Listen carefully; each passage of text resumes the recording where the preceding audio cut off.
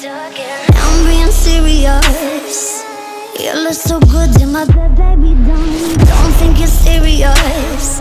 I've been building my throne and I did it alone. If you were curious. Bonsoir tout le monde, j'espère que vous allez bien et que vous avez passé une bonne journée. On se retrouve aujourd'hui pour une nouvelle présentation, une présentation qui sera dédiée à la façon que nous allons suivre pour pouvoir changer de pays ou bien de région sur l'App Store. Une situation à laquelle nous pouvons être confrontés pour deux raisons principalement.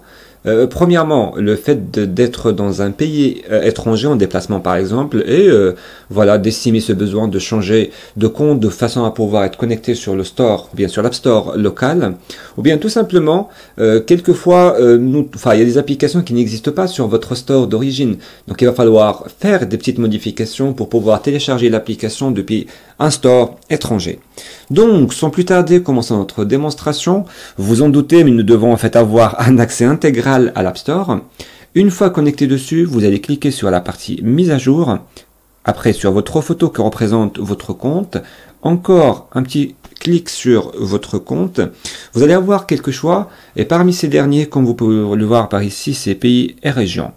Vous allez cliquer dessus, patienter un petit moment, le temps d'avoir, on va dire, une page qui va représenter l'ensemble des App Store disponibles mondialement, y compris le vôtre qui sera coché par défaut, et forcément vous allez le changer pour pouvoir opter pour un App Store différent. Donc vous allez cliquer sur modifier un pays ou une région encore une fois.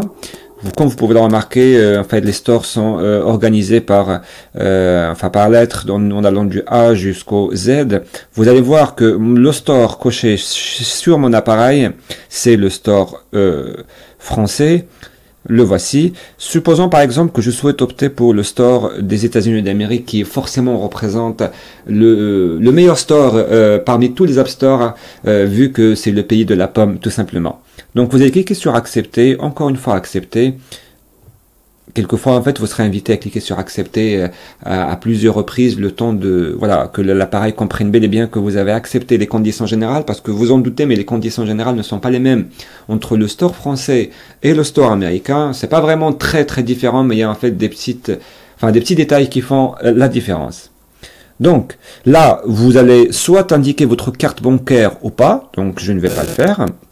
Après, vous allez indiquer une adresse. L'essentiel au niveau de l'App Store, lors du changement de la localisation, c'est vraiment de mettre le code postal correct, qui correspond forcément à la ville, et ainsi que l'indicatif du numéro de l'indicatif téléphonique de la ville ou bien du pays en question. Donc, on va mettre un rue Paul, n'importe quoi, juste le temps de passer cette étape. Alors, très bien. Donc, optional, c'est pas demandé. Ok, city, on va mettre New York par exemple.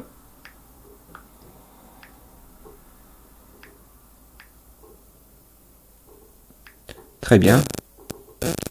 New York, enfin, j'ai mis New York au niveau de l'avenue, mais c'est pas grave, on va répéter la chose ici.